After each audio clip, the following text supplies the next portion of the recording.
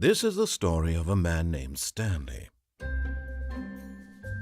Stanley worked for a company in a big building where he was employee number 427. Employee number 427's job was simple. He sat at his desk in room 427 and he pushed buttons on a keyboard. Orders came to him through a monitor on his desk, telling him what buttons to push, how long to push them, and in what order. This is what employee 427 did every day of every month of every year. And although others might have considered it soul-rending, Stanley relished every moment that the orders came in, as though he had been made exactly for this job. And Stanley was happy. And then one day, something very peculiar happened. Something that would forever change Stanley. Something he would never quite forget. He had been at his desk for nearly an hour when he realized that not one single order had arrived on the monitor for him to follow. No one had showed up to give him instructions, call a meeting, or even say hi. Never in all his years at the company had this happened, this complete isolation. Something was very clearly wrong. Shocked, frozen solid, Stanley found himself unable to move for the longest time. But as he came to his wits and regained his senses, he got up from his desk and stepped out of his office.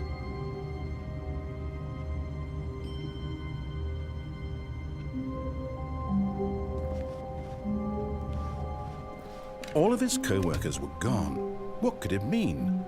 Stanley decided to go to the meeting room. Perhaps he had simply missed a memo.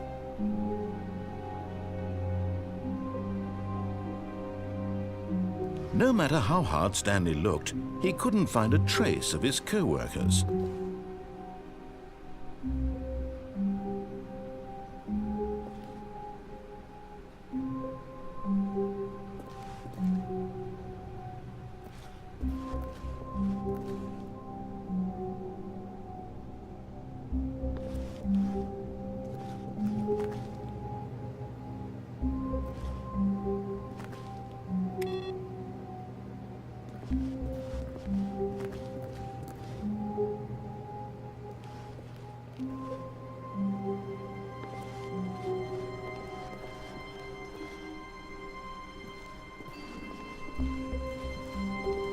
When Stanley came to a set of 2 open doors, he entered the door on his left.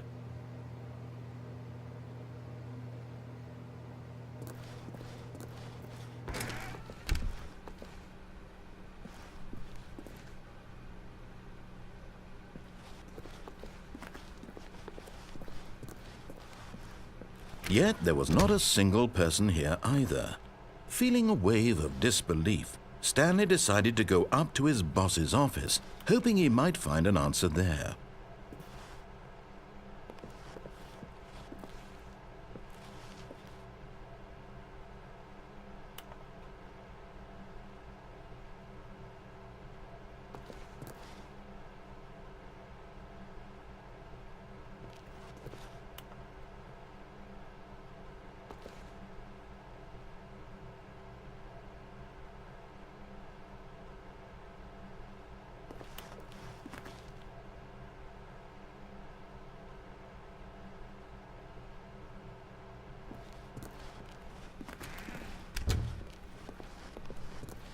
Coming to a staircase, Stanley walked upstairs to his boss's office.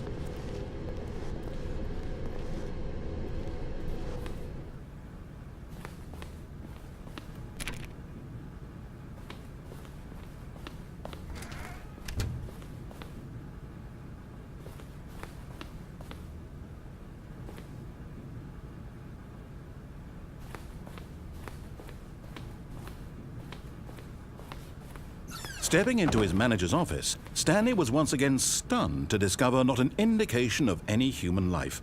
Shocked, unraveled, Stanley wondered in disbelief who orchestrated this, what dark secret was being held from him.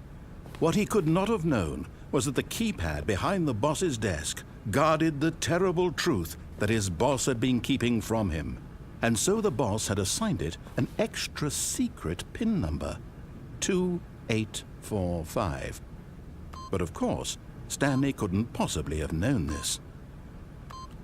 Yet incredibly, by simply pushing random buttons on the keypad, Stanley happened to input the correct code by sheer luck. Amazing. He stepped into the newly opened passageway.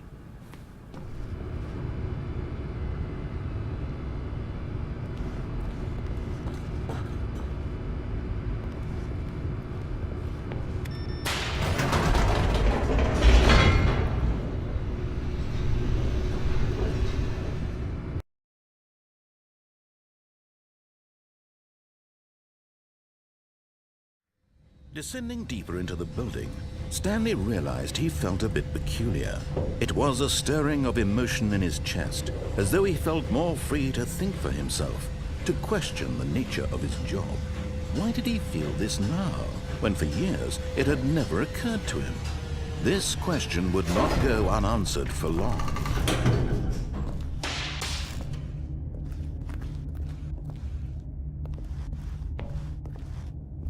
Stanley walked straight ahead through the large door that read Mind Control Facility.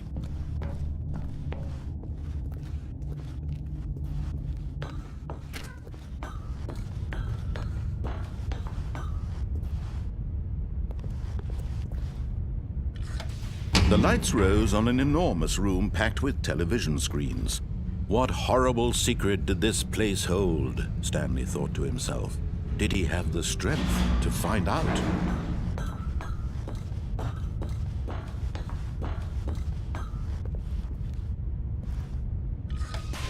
Now the monitors jumped to life, their true nature revealed.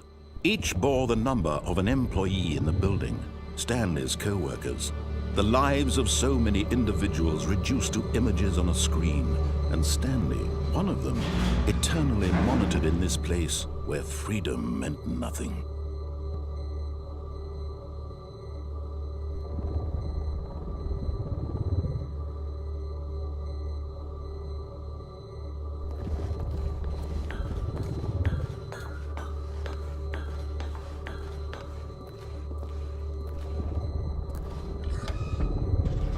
This mind control facility, it was too horrible to believe. It couldn't be true. Had Stanley really been under someone's control all this time? Was this the only reason he was happy with his boring job? That his emotions had been manipulated to accept it blindly? No, he refused to believe it. He couldn't accept it. His own life in someone else's control? Never! It was unthinkable, wasn't it? Was it even possible? Had he truly spent his entire life utterly blind to the world?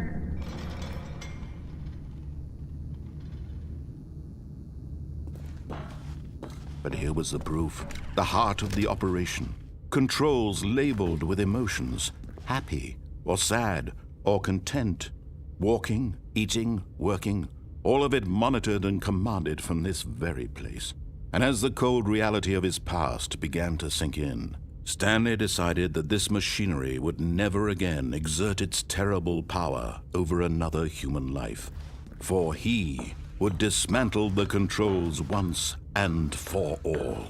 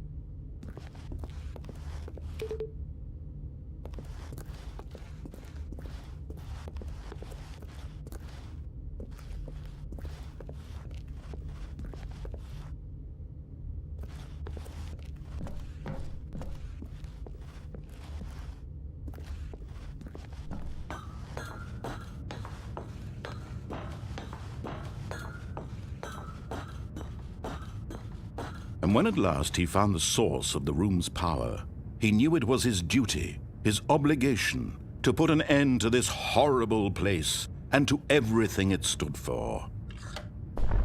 Oh, Stanley, you didn't just activate the controls, did you? After they kept you enslaved all these years, you go and you try to take control of the machine for yourself. Is that what you wanted? Control? Oh, Stanley, I applaud your effort, I really do. But you need to understand, there's only so much that machine can do. You were supposed to let it go, turn the controls off, and leave. If you want to throw my story off track, you're going to have to do much better than that. I'm afraid you don't have nearly the power you think you do. For example, and I believe you'll find this pertinent, Stanley suddenly realized he had just initiated the network's emergency detonation system. In the event that this machine is activated without proper DNA identification, nuclear detonators are said to explode, eliminating the entire complex. How long until detonation then? Let's say 2 minutes. Ah, now this is making things a little more fun, isn't it, Stanley? It's your time to shine. You are the star. It's your story now. Shape it to your heart's desires. Oh, this is much better than what I had in mind. What a shame we have so little time left to enjoy it. Mere moments until the bomb goes off. But what precious moments each one of them is. More time to talk about you, about me, where we're going. What all this means. I barely know where to start. What's that? You'd like to know where your co-workers are? A moment of solace before you're obliterated? All right, I'm in a good mood. You're gonna die anyway. I'll tell you exactly what happened to them. I erased them. I turned off the machine. I set you free. Of course, that was merely in this instance of the story. Sometimes when I tell it, I simply let you sit there in your office forever, pushing buttons endlessly and then dying alone. Other times, I let the office sink into the ground, swallowing everyone inside, or I let it burn to a crisp. I have to say this, though, this version of events has been rather amusing. Watching you try to make sense of everything and take back the control wrested away from you, it's quite rich. I almost hate to see it go. But I'm sure whatever I come up with on the next go-around will be even better. My goodness, only 34 seconds left. But I'm enjoying this so much. You know what? To hell with it. I'm going to put some extra time on the clock. Why not? These are precious additional seconds, Stanley. Time doesn't grow on trees. Oh dear me, what's the matter, Stanley? Is it that you have no idea where you're going or what you're supposed to be doing right now? Or did you just assume when you saw that timer that something in this room was capable of turning it off? I mean, look at you, running from button to button, screen to screen, clicking on every little thing in this room. These numbered buttons, no, these colored ones, or maybe this big red button, or this door. Everything, anything, something here will save me. Why would you think that, Stanley? That this video game can be beaten? Won? Solved? Do you have any idea what your purpose in this place is? Stanley, you're in for quite a disappointment. But here's a spoiler for you. That timer isn't a catalyst to keep the action moving along. It's just seconds ticking away to your death. You're only still playing instead of watching a cutscene because I want to watch you for every moment that you're powerless, to see you made humble. This is not a challenge, it's a tragedy. You wanted to control this world, that's fine. But I'm going to destroy it first, so you can't. Take a look at the clock, Stanley. That's 30 seconds you have left to struggle. 30 seconds until a big boom and then nothing. No ending here, just you being blown to pieces. Will you cling desperately to your frail life, or will you let it go peacefully? Another choice. Make it count. Or don't. It's all the same to me, all a part of the joke. And believe me, I will be laughing at every second of your inevitable life from the moment we fade in until the moment I say, happily ever up.